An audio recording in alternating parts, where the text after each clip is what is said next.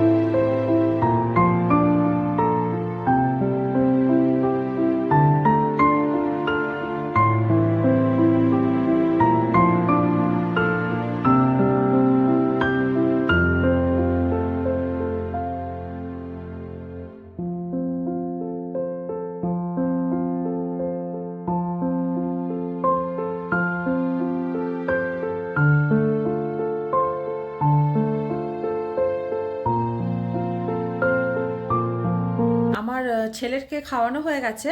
আর আমি হাজবেন্ডের টিফিনটাও দিয়ে দিয়েছি। তো এবারে না আমি একটু ছাদে যাব ছেলেকে নিয়ে। তো আজকে একটু রোদও উঠেছে। আর আমি ছাদেতে একটু পালং শাকের বীজ পুঁতেছিলাম।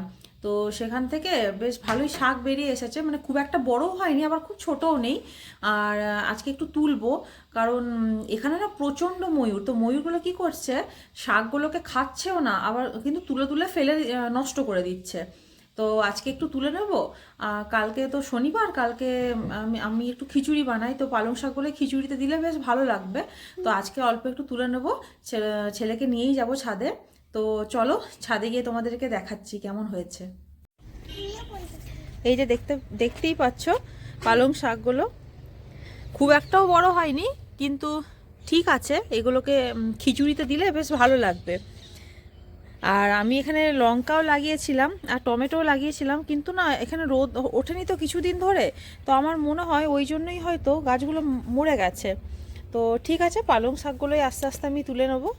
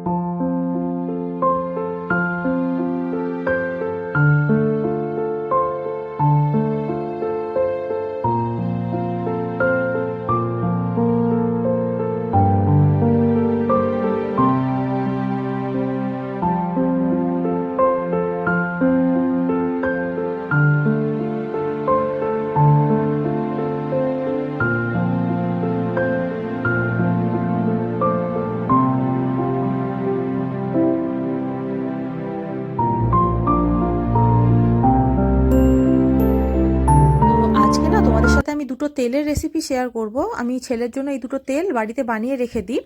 তো ও ঘুমিয়ে যাওয়ার পরে এভরি অল্টারনেট ডেতে আমি ওর পায়ে বুকে মাসাজ করে দিই। তো দেখো আমি এখানে পিওর ঘানি সর্ষের তেল নিয়ে নিয়েছি। এই সর্ষের তেলটা আমি এবারে বাড়ি থেকে আসার আগে এনেছিলাম। তো এর মধ্যে 4-5 কোয়া রসুন আর অল্প একটু জোয়ান দিয়ে ভালো করে কিন্তু ভেজে নিতে হবে রসুনগুলো। তখন দেখবে রসুনের একটা সুন্দর স্মেল আসবে। তো তখন এটাকে বন্ধ করে দেবে আর ঠান্ডা করে এটাকে কোনো এয়ারটাইট কন্টেনারের মধ্যে রেখে দেবেন। তো কী হবে, মানে 2 টাইম রাত্রে আর দুপুরে ঘুমানোর আগে পায়ে হাতে ভালো করে ম্যাসাজ করে দিলে কি ওর ঠান্ডা লাগাটা থাকে না। আর যদি ঠান্ডা লেগে যায়, যখন হয়তো সর্দি আছে, তো তখন আমি কি করি, গরম গরমই খুব হালকা গরম থাকে তখনই ম্যাসাজ করি। আর নিয়ে ঢাকা দিয়ে দিতে হবে। তো তাহলে কিন্তু ওই যে বুকে সর্দি জমার ধাতটা সেটা কিন্তু এমনি কফটা উঠে আসে।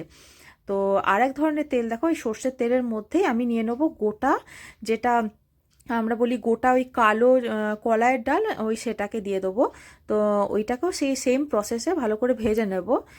ভেজে নিয়ে ঠান্ডা করে ওই কন্টেনারের মধ্যে রেখে দেবো। এটা অল্টারনেট ডেটে লাগাবেন, দেখবেন আপনারাও খুব ভালো ফল পাবেন। তো আমি তো ওর জন্য এখানে এটাই ইউজ করি। আসলে এখানে মানে প্রায় 2 ডিগ্রি 3 ডিগ্রিতেও টেম্পারেচার নেমে যায়। তো এত ঠান্ডাতে এত বাচ্চা ছেলেকে বাঁচানোর জন্য কিছু তো প্রিকশন নিতেই হবে। তো আমি এই দুটোই নিই। তো তোমরাও ট্রাই করো, দেখো। আর আমার ছেলের না ড্রাই ফ্রুটসের পাউডারটাও শেষ হয়ে গেছে। তো আজকে আমি বানিয়ে নেব। তো আমি ভাবলাম তোমাদের সাথেও একটু শেয়ার করে নিই আমি কেমনভাবে এটা বানাই। তো আমি নিয়ে নেব মাখানে, আখরোট, কাজু আর একটু অ্যালমন্ড। তো আপনারা চাইলে এর মধ্যে আরও পেস্তাও অ্যাড করতে পারেন, কিন্তু আমি পেস্তাটা দেব না। তো আমি দেখো প্রথমেই কড়াইয়ের মধ্যে মাখানেগুলোকে নিয়ে নেব আর খুব হালকা ফ্লেমে রেখে কিন্তু আস্তে আস্তে এগুলোকে ড্রাই রোস্ট করতে থাকবো। আর মাখানে তো মানে বাচ্চাদের জন্য খুবই ভালো, শুধু বাচ্চা কেন বড়দের জন্য খুবই, মানে মাখানের বেনিফিটস তো বলে শেষ করা যাবে না। তো মাখানের মধ্যে তো প্রচুর পরিমাণে মিনারেলস থাকে আর বাচ্চাদের হেলদি ওয়েট গেনেও এটা সাহায্য করে। আর এটা তো মানে রিচ সোর্স অফ প্রোটিনস আর ক্যালসিয়াম। তো বাচ্চাদের জন্য প্রোটিন আর ক্যালসিয়াম যে মানে কতটা ওদের গ্রোথের জন্য হেল্পফুল সেটা তো সবাই জানো।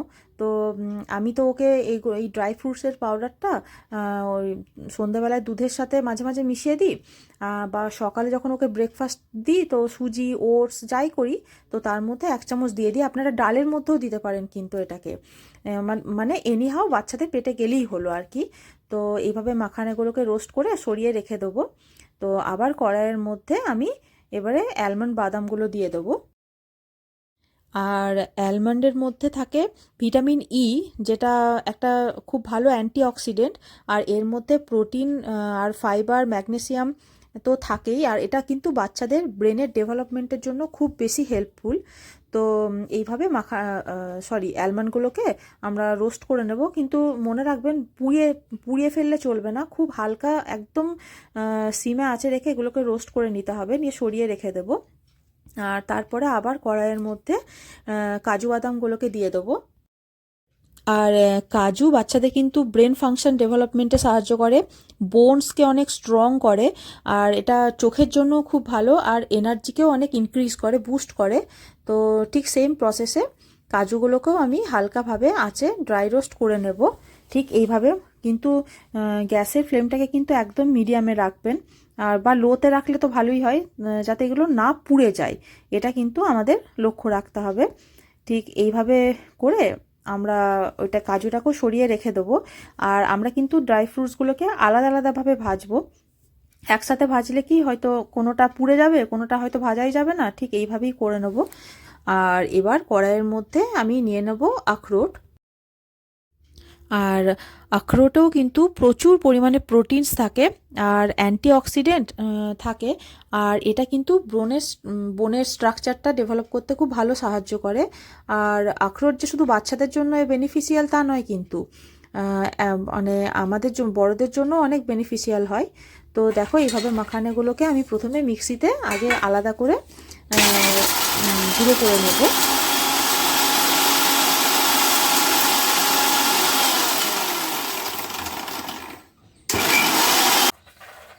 আর এবারে আমি ড্রাই ফ্রুটসগুলোকে মিক্সিতে ভালো করে পেস্ট করে নেব।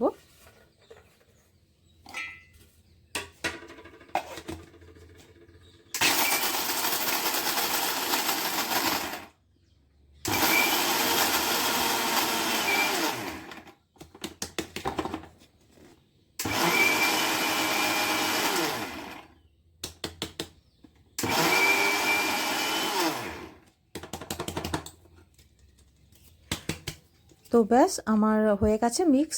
এবারে আমি এই মাখানেটার পাউডারের সাথে ড্রাই ফ্রুটসের পাউডারটা ভালো করে একটা এয়ারটাইট কন্টেনারের মধ্যে নিয়ে ভালো করে মিশিয়ে দেব।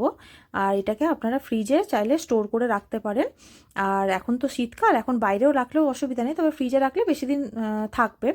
তো এইভাবেই আমি বানিয়ে থাকি, তো তোমরাও বাড়িতে ট্রাই করতে পারো, খুবই বেনিফিশিয়াল। আর আমাকে বলো কেমন হলো। আর আজকের ব্লগটা আমি এখানেই শেষ করছি। আর আমার ব্লগগুলো যদি তোমাদের ভালো লেগে থাকে তাহলে অবশ্যই একটা লাইক করো আর আমার চ্যানেলটাকে সাবস্ক্রাইব করে দিও। তো আবার দেখা হচ্ছে নেক্সট ব্লগে। ততক্ষণের জন্য ভালো থেকো, সুস্থ থেকো, বাই।